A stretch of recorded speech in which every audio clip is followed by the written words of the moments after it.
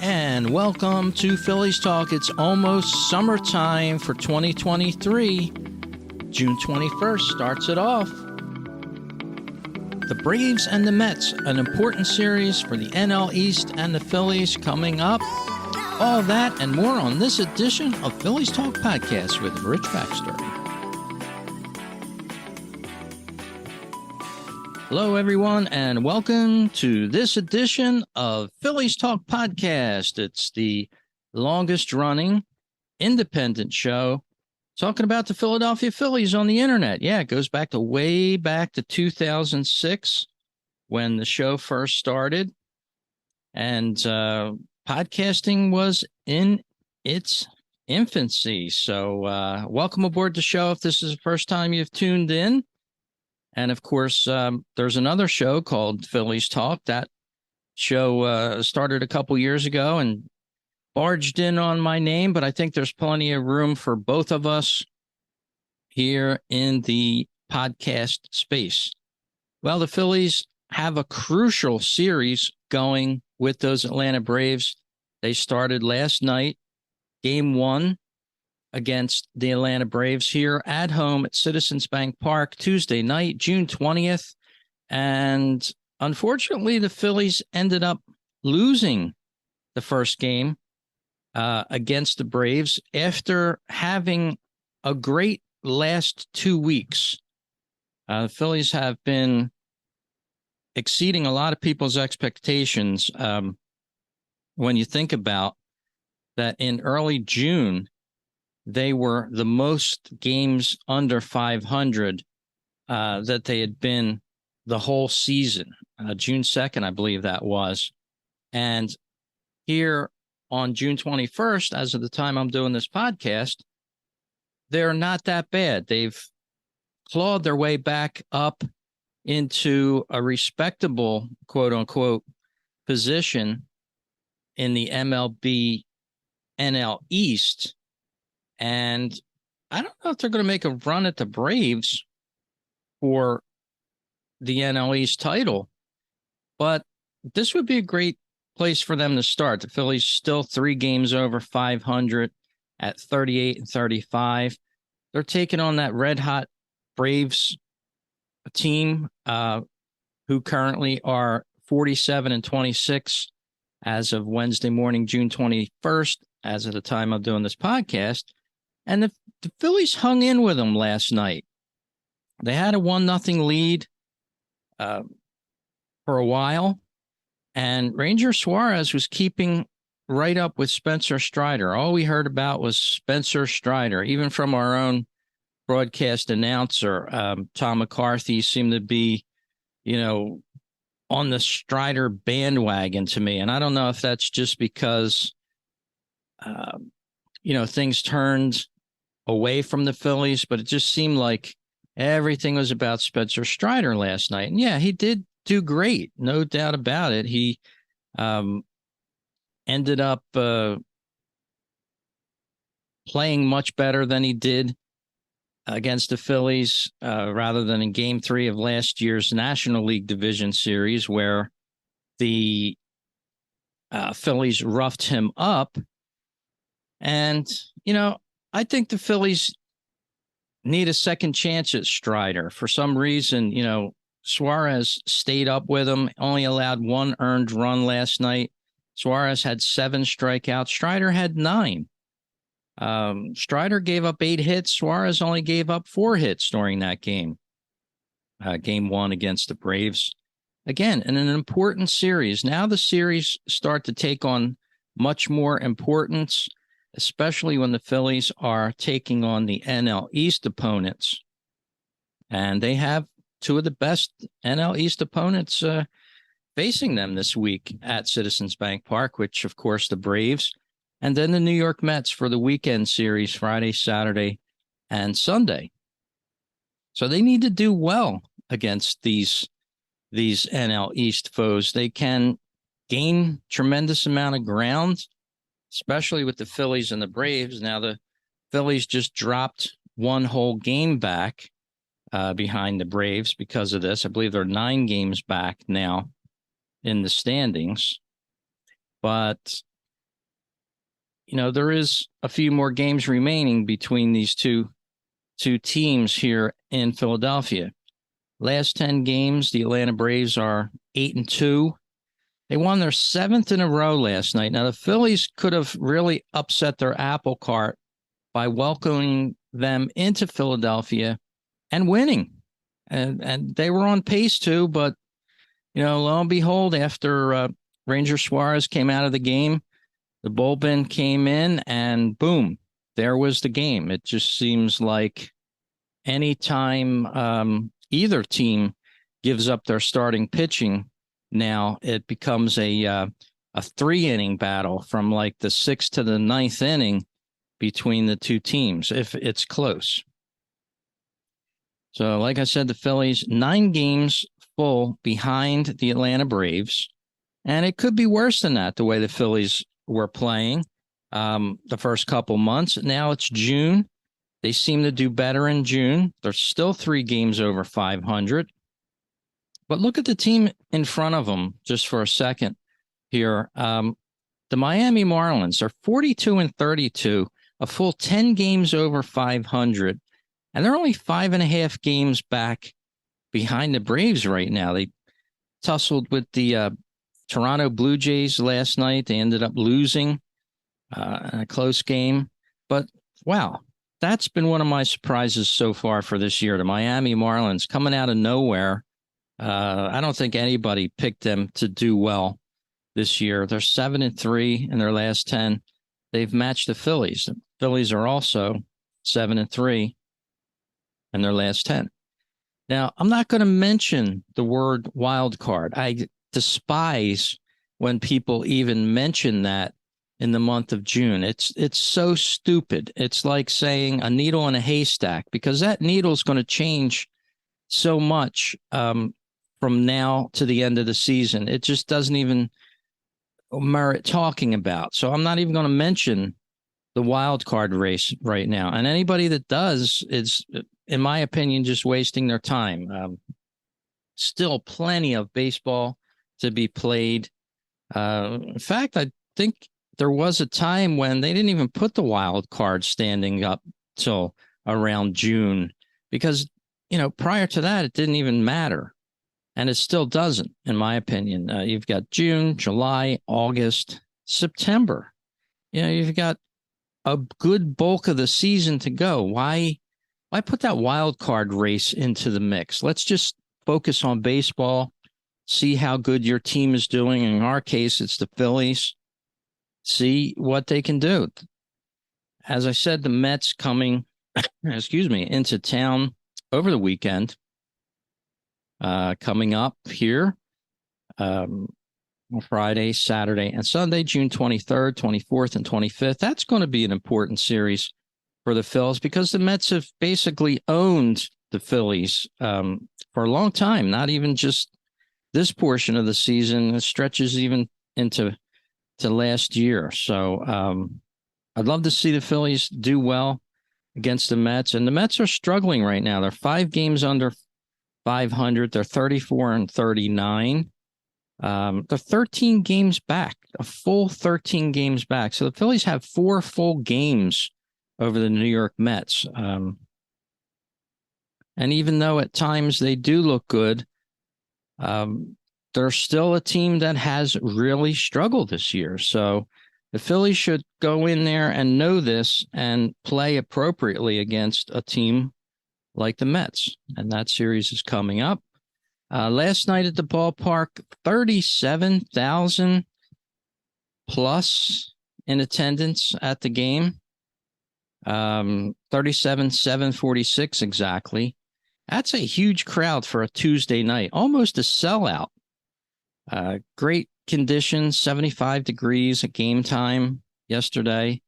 And even though the Phillies didn't win, 2 hours and 46 minutes was the time. So, these are games that the Phillies are going to want to look back at and say, well, I wish we should have won that one, or we should have won that one. We had the lead, gave it up, and then the Braves never looked back. They had a rock solid bullpen, even though, AJ Minter came into the game with a 5.35 ERA. So he hasn't been exactly rock solid.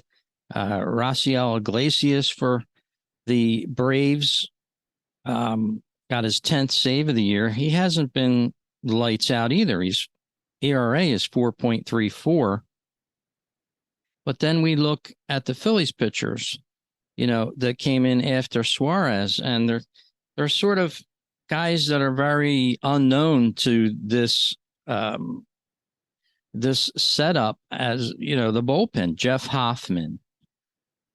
Does that name ring a bell to you? Andrew Vasquez and Dylan Covey, who, the game was a little out of reach at the time he came in, but he's got a 7.20 ERA. Gave up one hit, one innings pitched last night.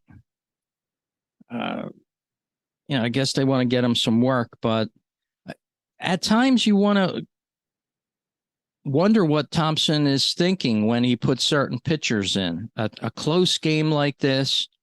I know the bullpen is used. That's what they're there for. They're only used sparingly. That's what they're there for. If they're a bullpen pitcher, then they should be able to come in.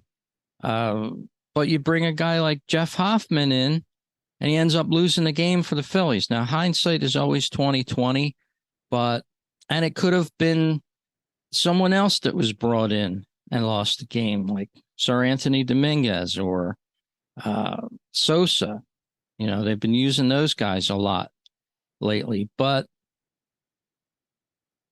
I think those guys are the guys that you're going to depend on down the road. They're going to be the ones that you depend on if the Phillies make the playoffs, the big names, the higher echelon names like that, not the Hoffman, Vasquez, Covey combination for sure.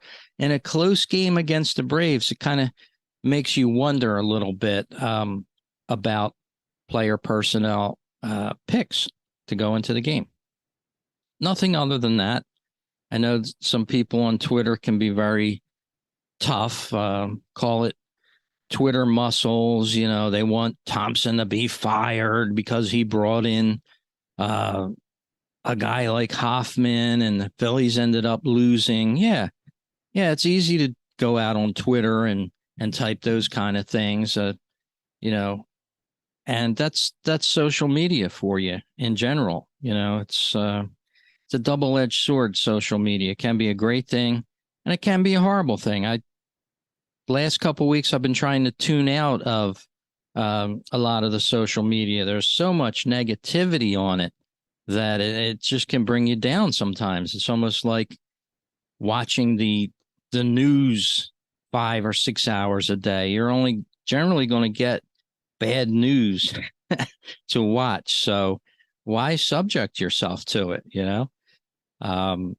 But looking ahead for the Phillies, and the series continues tonight, pending weather on Wednesday night. I'm going to check the weather in just a second. Some game notes from last night. Ranger Suarez has allowed just 1 run or less in 4 consecutive starts of at least 6.0 innings for the first time in his career.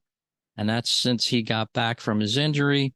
His 3 straight outings with 7 or more strikeouts marks a career high, surpassing a 2-game stretch from September 25th to October 1st of 2021. So Ranger Suarez has been dealing. He kept right up with Spencer Strider, who is, by the way, maybe the best pitcher in the National League right now. He's 8-2. But look at Ranger Suarez. He stayed toe-to-toe with him the whole game.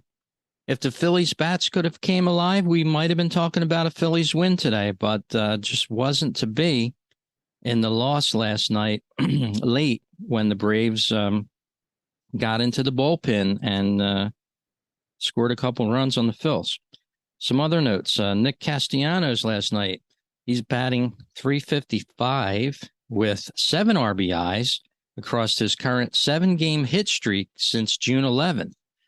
It's his second longest hitting streak of the season, behind an 8-game stretch from April 19th through April 27th. So Nick Castellanos has been stringing together some long season hitting streaks here, currently at 7. And his longest was an 8-gamer in April. So Nick Castellanos, no doubt about it, has turned the corner.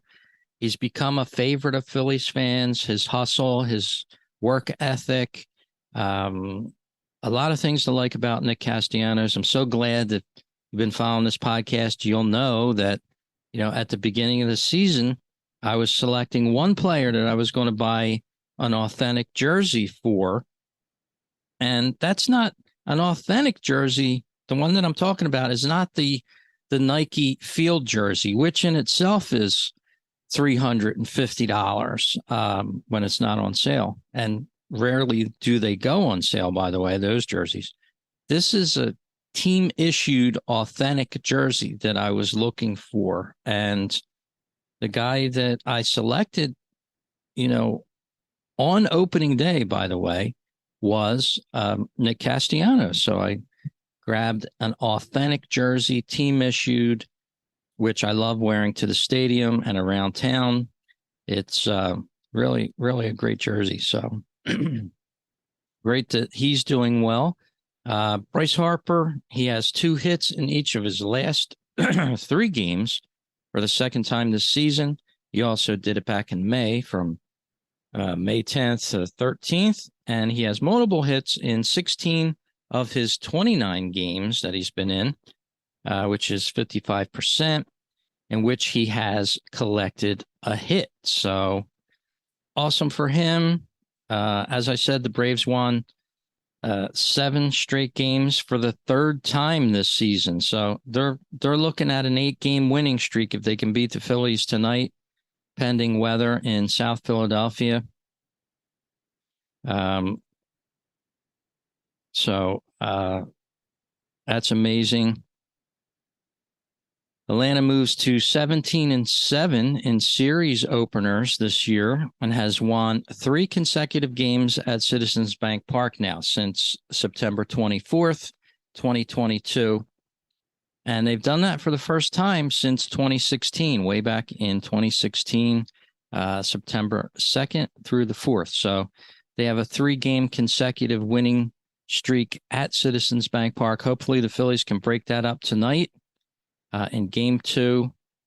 And just a note about Spencer Strider again. He's the 5th pitcher in history to open his career with a win in 6 or more straight games against the Phillies. So the guy has been dealing against the Phillies. Only the 5th pitcher in history to open his career with a win in 6 or more straight games against the Phillies. He's the first to do that since Carl Hubble and a guy named Charlie Root won 6 consecutive games against Philadelphia way back in the 1920s. So that's the kind of pitcher that Spencer Strider is. I was wishing the Phillies had him on the staff, but of course they don't. And he pitches well against the Phil. So that's some game notes and some streak notes from last night's game. As I said, game 2 looming in the distance tonight at 6:40 p.m. We're also only 9 games away from an Xfinity fireworks show, June 30th. That's that date. And then you have to wait a couple more weeks till July 14th because they're splitting it up this year, well apart from what Philadelphia does on July 4th. Aaron Nola going for the Phillies tonight. He's 6-5 with a 4.66 ERA. Going against a tough Atlanta Braves pitcher. He's 1-0 with a 2.03 ERA, only 20 years old. AJ Smith Schwaver is his name. Say that fast 3 times. AJ Smith Shawver. AJ Smith Shawver. 20 years old, going for the Braves tonight.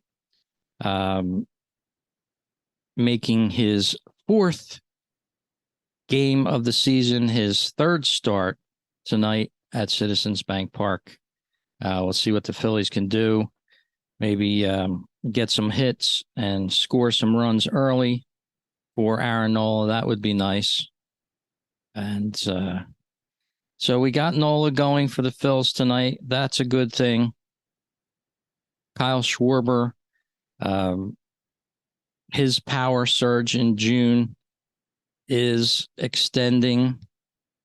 He had his 23rd career leadoff home run the other night in Oakland on Sunday in the sweep of the Oakland A's. That was the Phillies' sixth straight victory in a row. Last night, believe it or not, it ended their winning streak, their longest winning streak of the season, 6 games. So, and of course, like I said, the Braves won their 7th. So each team brought a 6-game winning streak into last night. They played very well. It was a well-played game till towards the end when the Phillies bullpen gave it up. But looking forward to the remainder of this series, Wednesday and Thursday, pending weather. And as I said, I will check the weather now on the podcast as I'm doing this. And of course, by the time you're listening to this, this will be ancient history to see if we got this game in. But looks like currently a huge blob of rain headed into the Philadelphia region as of 12 to 1 p.m. Now, let's see if we can get the extended forecast here. It looks like it's going to rain up through around 4 p.m. in the Philadelphia area. That's what the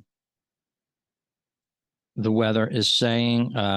Light rain up through 4 p.m. So we'll have to see what happens for the remainder of that time. Can they use the field still? But the rain is supposed to be out here by 4 o'clock, but yet now it shows that possibly by 7 to 8 p.m. it may be back. So that's around game time. So it'll be interesting to see if the Phillies can get this one in. Tomorrow I'm looking at the forecast as well. Showers, basically forecast for most of the day. And let's see, into Friday, it looks a little better. But we're going to have to keep our eye on the weather.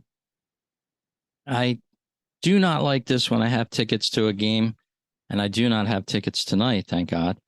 But it's a touch and go situation. You have to really keep your eye on social media for what the Phils are going to do. Are they going to call the game early? Are they going to make you go to the ballpark, get there, and then call the game, try to get some in?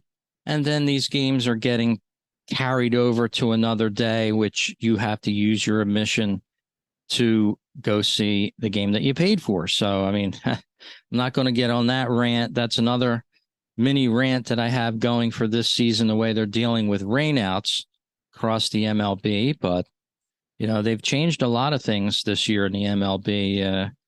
And I think the fans should start speaking their voice if they're not happy with this, because, we're paying the price for these games, and we should be the ones to be considered rather than the other way around a lot of the time. So thank you for listening to this edition of Phillies Talk Podcast. As I've said, I'm trying to catch up with my co-host, Matt Veazey. We've been back and forth a couple times trying to arrange times. He's busy. I'm busy. That kind of thing going back and forth. One of these days we'll get Matt on, and hopefully soon. So give Matt a follow at Phillies Bell there on Twitter. Follow me on Twitter at Fightin' Phillies, and check out my blog, fightinphillies.com. That's the home for this podcast and a whole lot more. check it out. Also at baseballtalkradio.com. That's the home for great baseball radio talk shows. Thanks for listening. Take care, everyone, and have a great week. Let's go, Phils.